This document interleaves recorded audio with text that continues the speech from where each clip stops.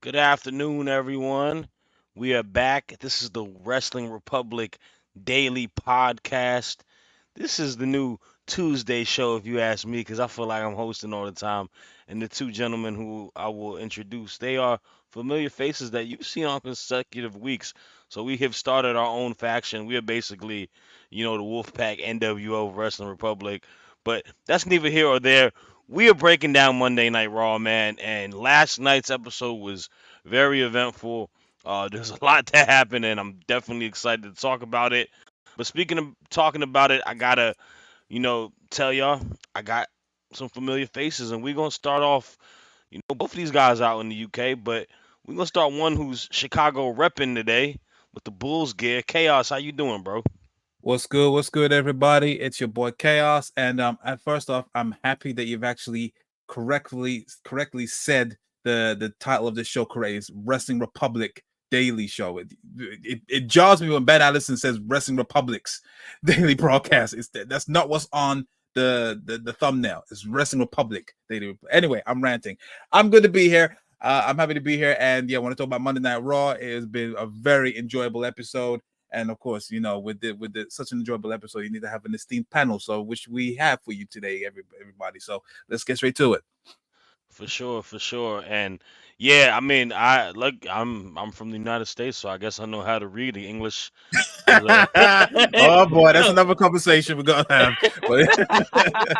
Nah, I'm messing around, but I actually got it. I actually messed up last week. I forgot to note that it was the Wrestling Republic Daily, but that's neither here or there. I got it right today. Um, Also, we got my bro, also in the UK, but I think he might be from wayside of Orlando, Florida, because if you're looking at his gear, he's repping it very magical right now. Mickey Mouse, how you doing, bro? Yeah, man, I'm good. Well, Jesus, my voice cracked then. It actually sounded like Mickey Mouse for a second. Yeah, man, I'm good. Yeah, man, I'm repping Orlando. I'm repping some magic always. I've got Lightning McQueen in the back there and some Star Wars, but that's not what I can't take myself seriously with this one. We're here to talk wrestling, and it was another exciting show, bro. It was steamy again. So yeah, there's plenty to talk about. It's an intriguing direction to see WWE going this way. It is somewhat nostalgic for people our age, I guess. I think there's going to be kind of a new generation that are seeing this more kind of steamy content and leaving a lasting impression in the same way that sort of Trish Stratus did for a generation. I reckon Liv Morgan's entering that territory now. But yeah, it's fun, and let's talk about it. Yeah. No, Let's go. sure. Oh boy, let's go. I can't take you seriously. Yo, Sorry, Jordy. That was hilarious. I was thinking it was it looked more like the That's why hamburger. that's why his Helper voice Club, broke. but It was slowly turning into Mickey he was right turning there. to Mickey He's Mouse, Happening, man. bro. pressed it. This is crazy, man. Disney does not sponsor us, but if y'all want to, cut the check. Anyways, let's to me. get to the let's get to the first topic. Um, the first thing on board is we had a promo exchange between Damian Priest and Drew McIntyre. Drew McIntyre opening up the show, talking his talk, and they're setting the tone, getting us ready for this match that we are gonna have at Clash at the Castle. Uh, Back and forth, decent exchange in my opinion. We get to the meat and potatoes where it becomes a match later on for the night, where stipulation is if, which was Finn Balor and Drew McIntyre, if Drew wins, Judgment Day is barred from being out there during the match. Amy Priest agreed to it. Ben Allison mentioned it earlier. It didn't, logistically make a lot of sense. But Damian Priest is kind of on that teeter totter if he's a babyface or a heel. Finn and Drew have the match. The Judgment Day try to play the numbers games, but Drew overcomes and gets a very, very impressive win over Finn Balor right before the send-off Raw show going in to clash at the Castle. I'm excited. I have my own thoughts. I don't. I think it only solidified what I said yesterday on Mailbag Monday that the Judgment Day aren't going to be there, but that don't mean that Mr. CM Punk won't be there to to help out Damian Priest and kind of screw over Drew again. But all in all, we're progressing. We're building up for this main event. I'm gonna pass it to you, Jordy. Thoughts on everything tied to the promo exchange and then Finn and Drew in a pretty solid bout. Yeah, it was. I agree. It was a bit of a strange one because what Damien was kind of peddling at first and what he was saying was like, "Oh, I don't need the Judgment Day. I don't need the Judgment Day." So I thought he was just going to come out and actually say what kind of would have made more sense and just actually say that they're not coming. They're not going to be there. I don't need them there. But then to actually say, "Oh, you have to beat Finn to get them not there," and then it's because I want them to see it. It's like, it just kind of, it fell off. And I don't know why that is, but that's by the by. The match was solid. I feel for Finn a little bit in these situations because, and I think that's probably going to turn into a storyline, but in the same way that Solo was for the Bloodline, and I felt for him at the time, you just kind of, Finn's your final stepping stone to beat before you get to Damien. And I think Finn is bigger and better than playing that role. But that being said, like I say, I think he's kind of got to turn into a storyline where he'll turn on Damien. So that's by the by. But yeah, it's set a solid note. I actually thought that somehow there was going to be some shenanigans and Drew might have lost that match, so Judgment Day would have been there. But yeah, I got proved wrong. So there you go. For sure. And so for me, the Damian Priest character, I think it is starting to kind of turn him to the babyface style, and I think that is him better. Like I like Damian Priest as a babyface more than I Yeah, like me him too. as a heel. Like when he, what you saying? I was just going to say, yeah, I think that's what I mean. I think it would have leaned more into that babyface character if he'd have come out and said, like, I'm going to stand on my own 2 feet. I'm not going to have the Judgment Day there with me. And then I think people, again, they just start to lean into it. And he's against Drew in Scotland, so it doesn't matter. You could be the biggest babyface on the roster. You're going to get booed. Like, that's going to happen. You're the heel going into the match. Obviously, it's a home upon home game for Drew McIntyre. Yeah. But Drew is also the best heel in the men's side of the WWE at the moment from how he, has evolved his character, how he's Gable's up there, but yeah, I agree, man. I think Gable's up there too. It's different heels as well, and different types of heels for sure. And it's one of those things it's like Punk in Chicago. Like Punk ain't ever gonna be a heel and he's in Chicago. He's gonna be the biggest babyface of all time. MJF whenever he's in Long Island. Those home field advantages play a very strong part. Chaos, I gotta ask you same question. How are you feeling going into this title match between Drew and Damian Priest? And do you think this is the end, for Priest? I think a lot of people are calling him to lose the title. Are you bored of his title reign, just in general too? No, in relation to your question, no, I don't. I'm not bored of his title reign. I think there is still some life in it. But yeah, it's a weird situation because obviously we're in Scotland. There's three people from Scotland that's going to be on there. One of them's got to win. You got to give the hometown some. You got to give them a W somewhere. And let's be honest, it's not going to be Piper, and it's not going to be Isla Dawn and Alba Fire. I feel like, all right, let me just start off with the segment and obviously leading into the match. Yes, I agree that was weird. It was a weird come around it. I think if anything, they should have just played it safe and just get Adam Pearce to just come out and say, you know what, I want this to be a clear fight. Judgment Day are barred for ringside. And then that's that. But yeah, it was like a weird stipulation, but I think it was just another thing it's just another wrinkle in the eventual betrayal. to because you saw obviously Finn was giving him that side eye, like you putting me in what now? Like why I got to fight your battles? Like, but yeah, it's and overall it was just building up to all the little stuff that was happening throughout the show with the hotel room key and who took the key and all this stuff. So I don't really, I'll give it a pass. The match itself was solid, very fun. No, it was a typical TV main event match, and when it's done right, you can't really complain. So yeah, even though I've been trolling Soul saying that Drew is definitely going to lose. I think Drew is going to, as you can see from the comments right there, he said interesting to see your post on Take It and don't worry, my hairline is nowhere close receding, unlike yours, because y'all age like milk. And then obviously just can't believe I just said that. And then but yeah, no, your boy is gonna win, and I feel like obviously JD is obviously gonna be is banned. CM Punk is gonna try and obviously interfere, but Drew's gonna be like one step ahead, and I feel like he's gonna definitely Claymore Damian Priest's head off, and then that's when you're gonna eventually have the feud between Drew and CM Punk at SummerSlam or whatever it may be. So it's I'm loving it. It's a shame that it's gonna be. I feel like he's somewhat of a transitional champion now if that happens, but I'm here for it. It is what it is. Hopefully you will get another reign at some point down the line. But yeah, it's overall it was fine. It was fun. It was cool.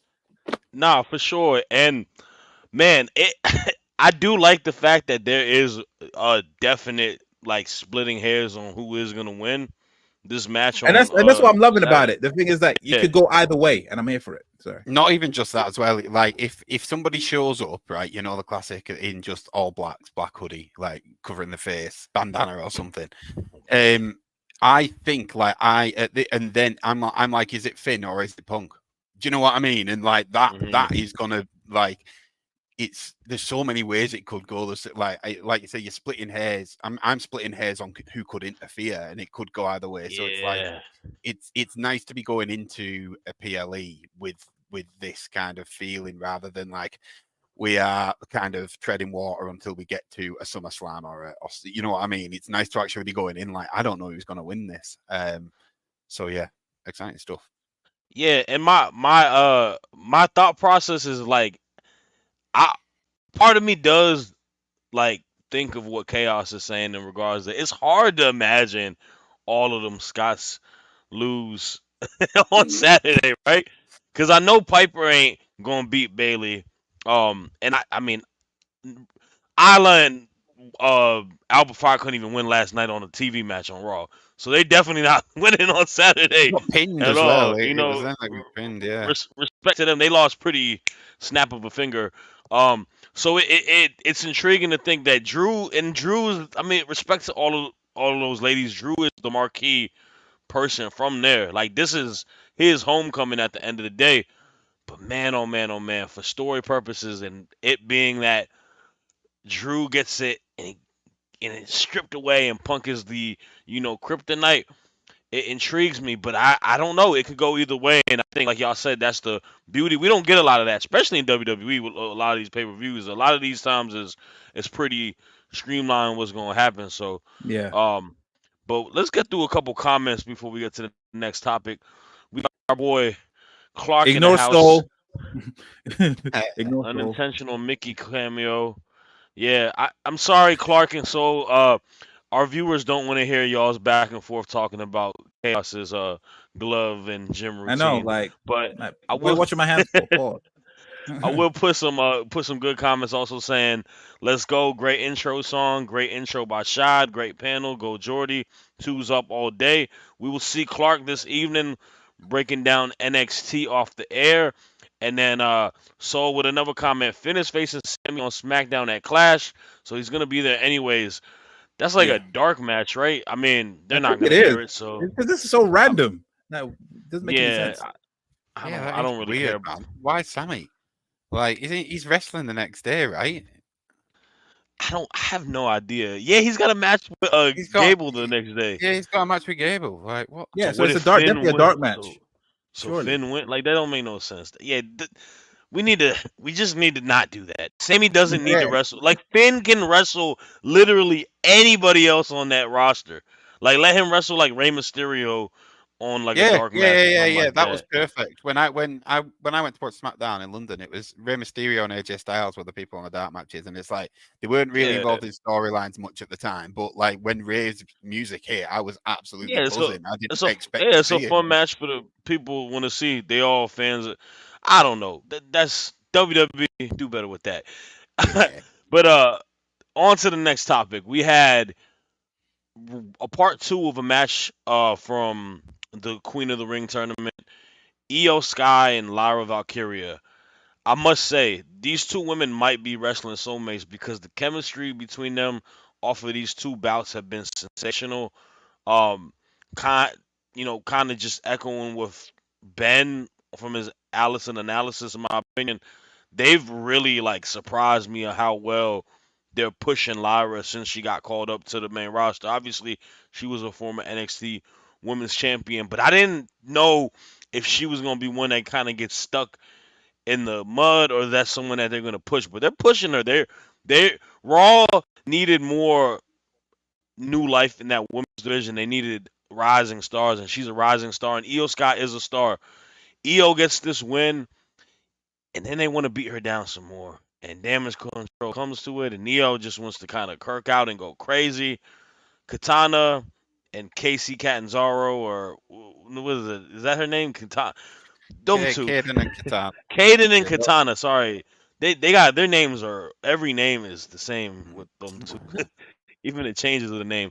They come out for the save. I guess we'll have a 6-woman match. But Io backstage kind of, she's crashing out right now. I don't know, like, what's going on, Io? Everything at home? She's crashing out a little bit. She's showing a lot more emotion and going crazy and saying something needs to fix with damage control. I'm intrigued. I'm maybe the writings on the wall for the faction being broken up. I'm not entirely sure, but we'll have to wait and see. Also, side note: Io Sky versus Utami Hayashishita on Marigold got announced, so the Forbidden Door is even open to more. But we'll keep it with the topic. Jordy, I gotta ask thoughts on the match and just what do you think is gonna happen with Io Sky? Like, do you think that she's gonna break off of damage control, or what's up? I don't know, man. It was strange. I mean, you were just talking about it before we actually went live, and it was. I'm not talking about the match again, by the way. I completely agree with you. Could be wrestling soulmates. I'm excited to see a third because essentially they've got one each now. So, like, no doubt it will happen, and they put on a hell of a display. So to put that on a PLE, it's worth it. And to be honest, if you just get a little bit more depth within this storyline, because right now I'm not quite sure why Io is so annoyed. Like, I know she's really, really, really annoyed about something, but I'm not quite sure what it is. Like, she picked up the win. Yeah, the beatdown didn't go as planned, but like, things could be worse. Like, so not unwarranted. It just seemed like, yeah, well, maybe unwarranted. Dramatic's definitely not the right word, but it just seemed like a little bit out of sort to kind of explode like that backstage. So I'm intrigued to see where it goes. And in terms of Lyra Valkyria, man, I agree with you and Ben. I didn't think that she was going to get pushed this much straight away. I thought she was probably going to get to like the second round of the Queen of the Ring, and then we'll see it get a win over somebody for the sake of a feud. But no, she's getting pushed and putting on a great display. And it's kind of nice to see. This is why I want some more depth in it. I feel like WWE has been guilty in the past of just kind of the only women's feuds and storylines that we'll get. They have to have a title involved, otherwise we don't really see a good solid feud there. But I'm liking this. Like I say, I just need to quite kind of get my head around why Io is this annoyed. I mean, they probably explain it in the sense that she's lost the title and now things aren't going so good, or Asuka's not there, blah blah blah. But yeah, it's great for both of these two, and I'm excited to see where it goes. If I was to make some sort of like sense of and create a story, it's what you just said. It's not they were at the top of the food chain. She was a champion, and they got taken away from her by Bailey. It's one of those cases where she's now seeing that damage control is not serious and they're not a threat anymore, and they're completely just, you know, taking L's Yeah, I upon L's suppose, and not. yeah, you can go because she's part of the reason why why Bailey got Hmm.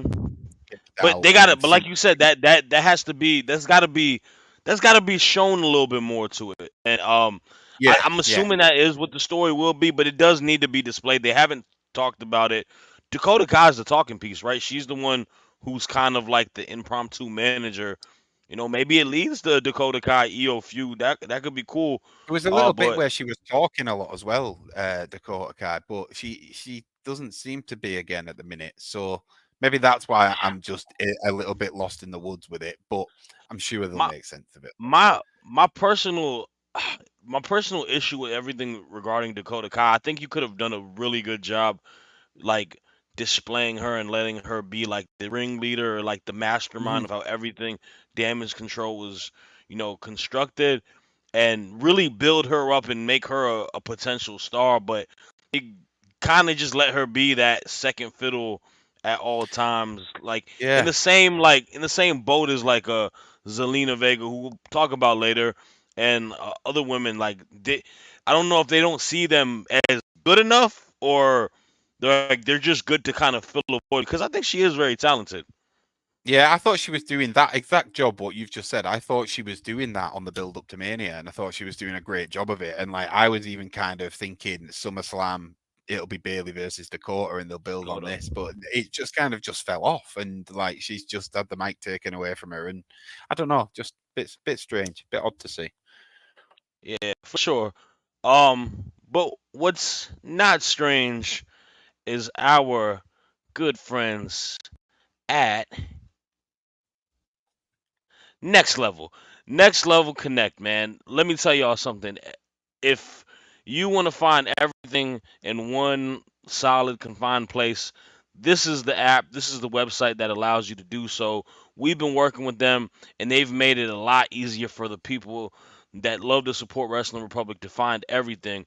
We are on all applications, all social media outlets: X, Instagram, Facebook, Twitter, TikTok, and you can find everything listed there, as well as our website.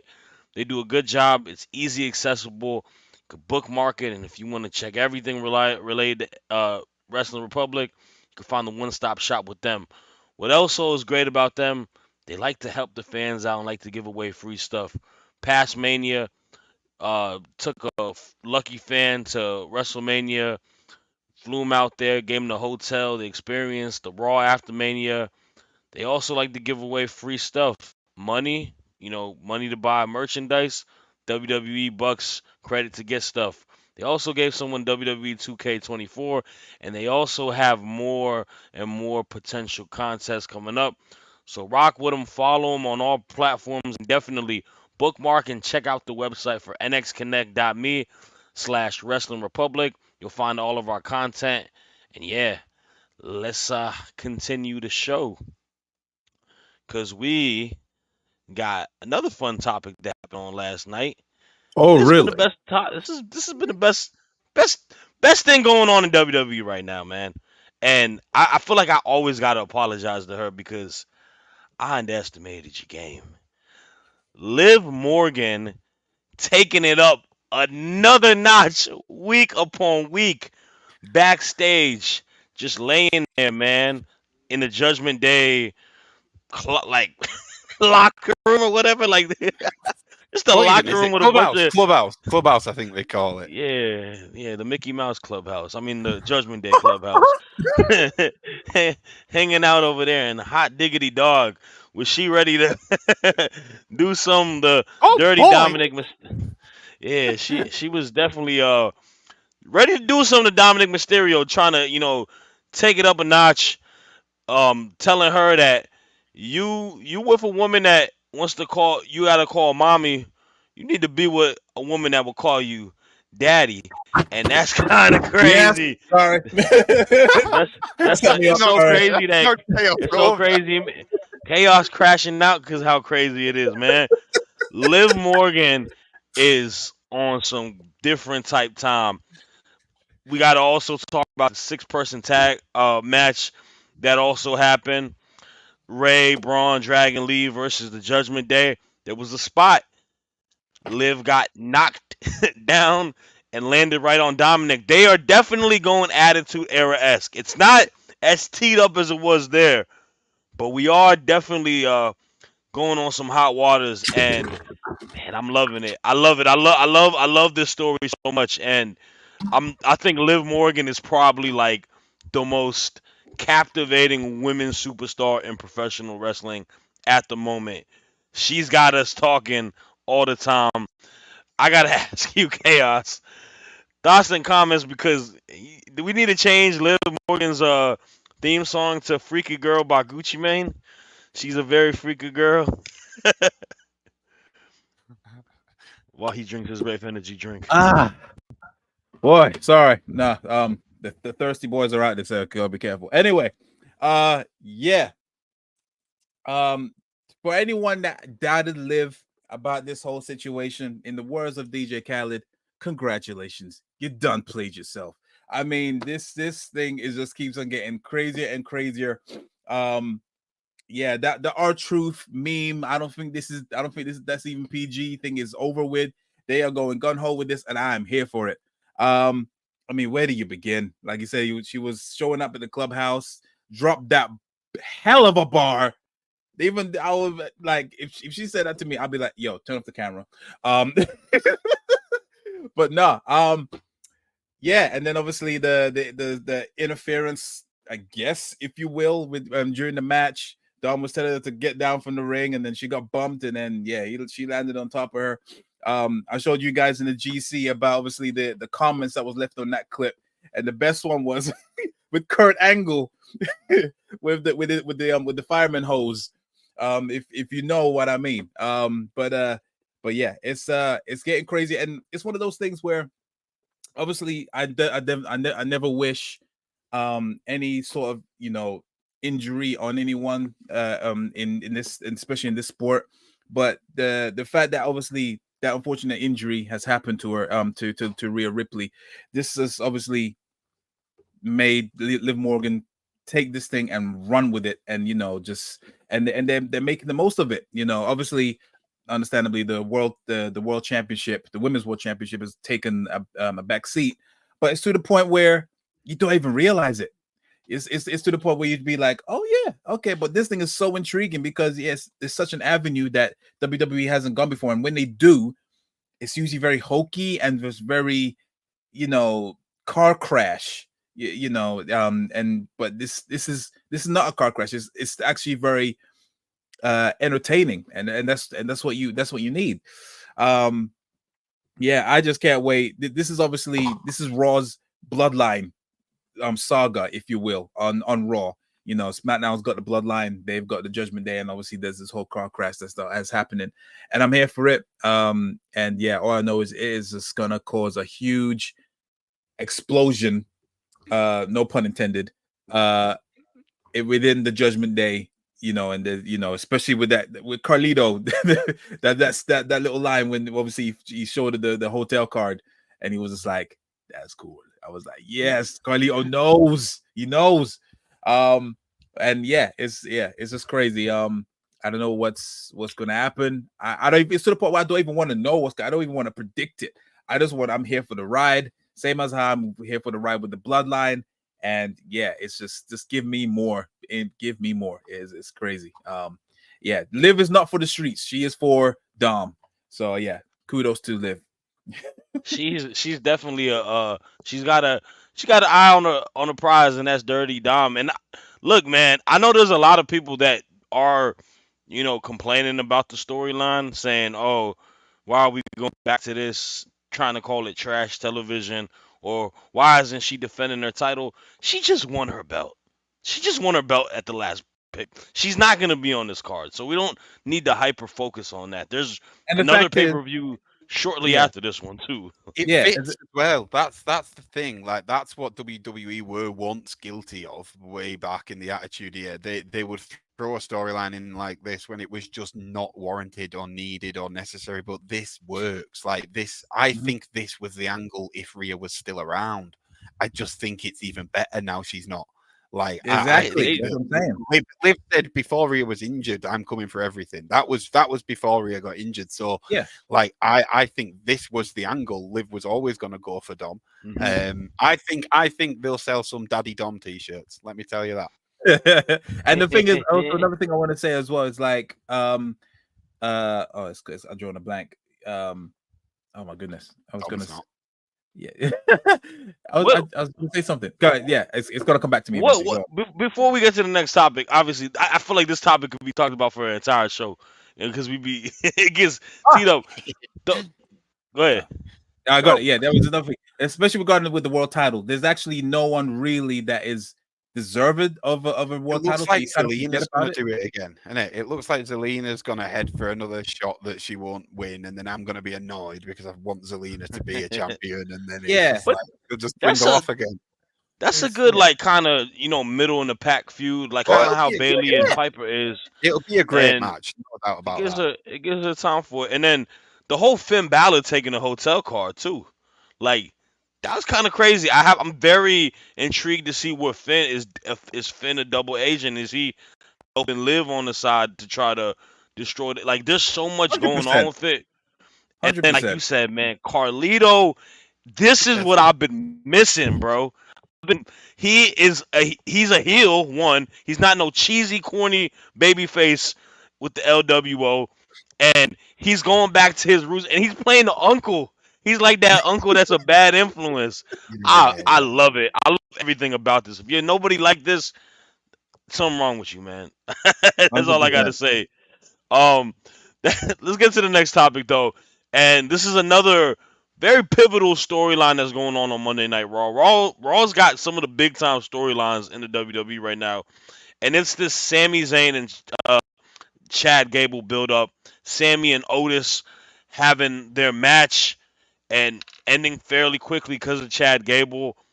Sami Zayn could be a motivational speaker, because I want to run through a wall, because he's a man of the people when he talk, and he's really trying to get these three to be like, "Oh, y'all don't need this," but man, Otis's response basically saying Gable was there for me at a tough patch. I was on top of the world. I had the girl and my boy, and all of that is gone, and he kind of took me under his wing. It kind of gives you a reason to understand where he is. And when we get this Otis babyface turn, and he turns on Gable, it is definitely gonna go crazy. Jordy, what are your thoughts, man? What are you?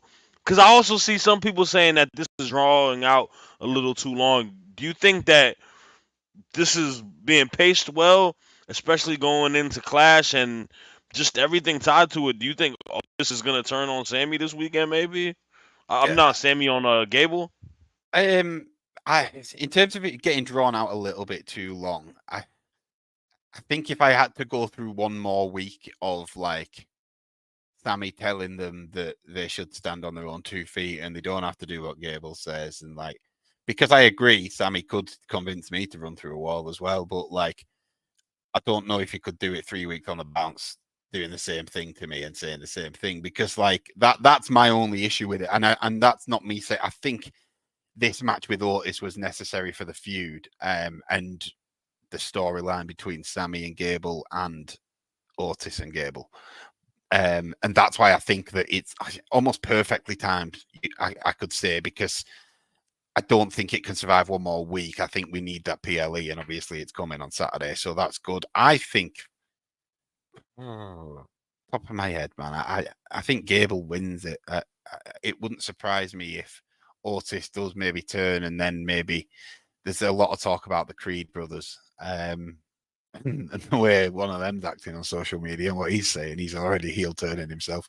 But it's I kind of want to see Gable with the Creed brothers now, and I want to see them almost do what, like, just like yes sir, no sir, how he'll say jump, we say how high. They actually all call him Master Gable and worship the narcissistic ground that he walks on.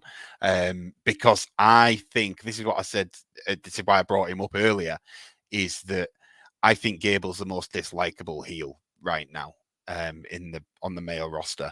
I think Drew's maybe a bigger heel and he's doing it in a different way, doing it in a way that like the crowd will laugh, but he'll still say things that'll make them boo. But Gable is almost like he's becoming this person that you don't like that person. You know, like Drew's like a guy who's kind of saying, screw you to the company, I'm just going to do it. I'm Drew, I do my own thing. Whereas Gable is just becoming this nasty little man with a huge ego, and I love to see it because I didn't know if he was capable of it. I just didn't know if they'd go that angle with them because I thought they kind of enjoyed them being on adverts as the baby faces and that, but he's taken it in his stride and he's becoming more of a star every week. So I think throw the belt on him, give him the Creed brothers and let him have a run. Yeah, that's my 2P. I definitely agree, and I think he's doing some of the best work he's been doing in his career. So definitely excited for it. Something I am not excited for, and this is becoming a weekly thing for us. Awesome Truth, man. This is the most trash tag team in pro Nah. wrestling. You hush your mouth. That segment before the match was hot. I don't give a damn. That was Okay. funny. The Miz makes this tag team so corny to me, bro. I don't know. Like I'm not a Miz hater, but Miz is a baby face, and this awesome Truth stuff, it ain't hitting for me. Our Truth was on Comedy Time last night, calling them the acolytes, call it AOP, Yeah, that was APA. funny. That was funny. Dapping up Scarlett was funny, That was but I think what it is you need to play across from someone like that. You need like a Captain America in it. You need like John Cena would be perfect because he's like the straight guy. You know what I mean? Like he's not funny. Whereas Miz, it's like be a heel or be silly. They're playing him as this straight up, like not funny, not just babyface, and I don't think it's working for him. I mean, Chaos. What are your just overall thoughts in a quick glance in regards to this? Like, what are we gonna do with AOP now too? I love it in a quick glance. Clear. That was a clear hint. Like just say 2 words and then be over with. No. So yeah, like I said, the segment beforehand was hilarious as hell, as you detailed. The dapping up with Scarlett was just, in a way, she could look like she kind of went into it. She kind of followed through. It was hilarious. I loved it. Anyway, yeah, I agree. I'm starting to miss the Miz as a heel. Like that's his wheelhouse. Being a heel has always been his wheelhouse. And yeah, like I said, they desperately need to take those titles off Austin Truth. As much they can still be as good without the titles. Right now, it does feel like they are holding them hostage. And because it was such a throw, the fact that it was just a random tag team match, we wasn't expecting any surprises. Even though there is like an ongoing thing with Xavier Woods and the New Day with the Final Testament, but this has made them look like goobers. It just kind of makes me feel like they ain't gonna really follow through with what they're trying to do with the New Day, and it just it just made AOP just not as intimidating. I mean, they were saying, "Oh yeah, they're former tag team champions and they won the Dusty Classic and all that stuff," but they they got beat by the greatest move of all time, a schoolboy roll up. I mean, what kind of nonsense is this? I don't know what they're gonna do. What they're going with AOP and the Final Testament. It just really took a lot of wind out of the potential heel turn from the New Day, because it just feels like, Xavier Woods could easily come up to them and just say, "Look, you literally had a chance to become World Tag Team Champions, and you got schoolboyed. No way am I going to turn up like you. Why would I follow you when you can't even win the tag team titles and you just like that?" It's just it just kind of takes the whole thing out of it. So, and yeah, so that for me, it was very average. Didn't really need to happen. Took all the wind out of Final Testament, and yeah, I'm just like you. I'm starting to not care for them anymore because there was some potential there with the New Day stuff, and then now I'm just like they're back to goobers again. So is what's bad, man, is the fact that I'm feeling bad for the competitors that lose to the champions, because I feel like it hurts them, and they're the champions. Like these dudes are holding the belts, but I can't take them serious as a team enough in this current juncture. Like I'm glad bro got his moment at Mania, but it's just not doing much. You should have kind of stripped it a lot sooner. And then I don't think if Cross, what's the point of this man having a faction? Like, and this is not even me. I feel bad now. Now I feel like I gotta defend him because I feel like he's doing his best to make stuff intriguing, but like they Yep. don't ever strike when the iron's hot when something's supposed to happen. They just completely just let it drag and then it falls flat. So, Yeah. but It's weird. It's like, you got the they tried it as a single star, didn't work. You tried it with his manager, didn't work. You tried it with a faction, it didn't work. Like this times are running out for him, and it's not his fault. I agree. It's the booking. I don't know Yeah. what they're doing. They want to in try and the, make it work. in the words of him, it's TikTok. But his Yeah. sunglasses is running short because he might be doing more main event matches after. But we'll see. What I loved last night, man, is our final topic, and what I thought was an incredible TV match, like one of the best TV matches I've seen on a wrestling show just this entire year. You know, Ilya Dragunov, Bron Breakker. This is like wrestling. Like this is a fight between them two. Hard hitting match. Two coveted big time guys coming from NXT going to the main roster. Breakker ends up getting the win. Breakker is on this ego trip where he wants to destroy everything. Ricochet comes by out of nowhere, flies from the sky, hits him with a kick, protects him. We get later on the night an epic beatdown. Call back from WCW days. Man, oh man, oh man. Ricochet, I gotta ask, was it real glass? Because is CM Punk gonna have to talk to somebody? It's kind of crazy. CM Punk, I don't think you really want to fight Bron Breakker, but that's neither here or there. I'm gonna pass it to you first, Chaos. Thoughts on the main event? Not the main event. This might as well be the main event, but thoughts on Dragunov and Breakker, and then just the Breakker beat down on Ricochet. Yeah, I agree. I think this could have easily have been the main event because it was a solid match, and to Dragunov, as long as I've known him, since him being in WWE, he always puts on 4 to 5 star matches, and yeah, their chemistry between them two is incredible. They could definitely be potential main event stars in the future, and if they can put that kind of that kind of style of matches in the main event, then yeah, I'm all here for it. Yeah, man. It could have went either way. I didn't think that Bron Breakker was going to lose. Because yeah, I do feel like Triple H wants his version or his Brock Lesnar. And that's why I think that's why they're trying to book him as with this first Brock Lesnar in his first year when he got in there. So, and they're doing a very impressive job of it. Yeah, I don't think everyone's saying, put him in Money in the Bank, make him win it, or make him win the Rumble or anything like that. I don't think you gotta go on that route with Bron Breakker. I feel like, yeah, just make him keep on just tearing dudes, and then maybe do another King of the Ring or something like that. Make him earn that title shot through that, just like Brock Lesnar did, and then become the world champion at that time. Wherever is that going to be at Mania or later down the line? Who knows? But that's why I think that's what they should do with him. Now the destruction of Ricochet. Yeah, when he sent him packing, he made sure he sent him packing. Like he said, that WCW thing with Kevin Nash throwing Rey Mysterio like a lawn dart. He did it to Ricochet. I feel like he definitely got winded when he fell on the floor. That was real concrete. And yeah, I don't think he was playing right there. Like it definitely that definitely winded him. And then the final bit, power slammed him into the car. If this was a way to write him off TV, I kind of wish it was more. I'm sick, I know, but I kind of wish it was a bit more sinister, similar to what he did to Von Wagner.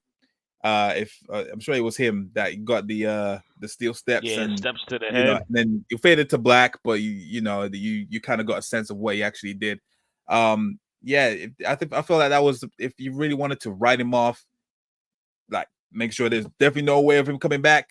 That would be something I would that will make you be like, oh damn, okay, we cannot mess with. Do not mess with Bron Breakker. He will do anything to get you, like, to eliminate you. So they could have done a bit more, but yeah, it seems obviously he's gone for the foreseeable future, and you saw Samantha Irvin running to his aid with her work with a work briefcase and everything, completely forgot her responsibilities, and went into the ambulance. Running in heels like running quick. in heels now. Yeah, that's an interesting sight. But yeah, but yeah, it was a good way to portray Bron Breakker as a monster heel, and we'll see how it goes. So yeah, I'm all for it.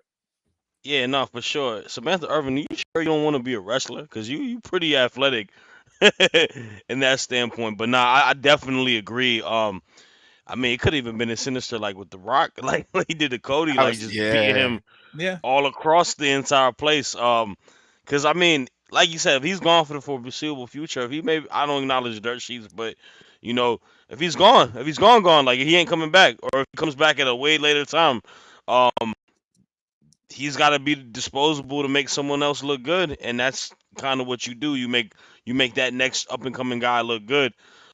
So, but it was really, I mean, Braun is on one right now. Jordy, I'm gonna send it off to you, man. What is your thoughts on the match? But I think the key thing right now we gotta talk about is just everything in regards to Bron Breakker, like his future and what he did to our good old buddy, my bald-headed brother Ricochet.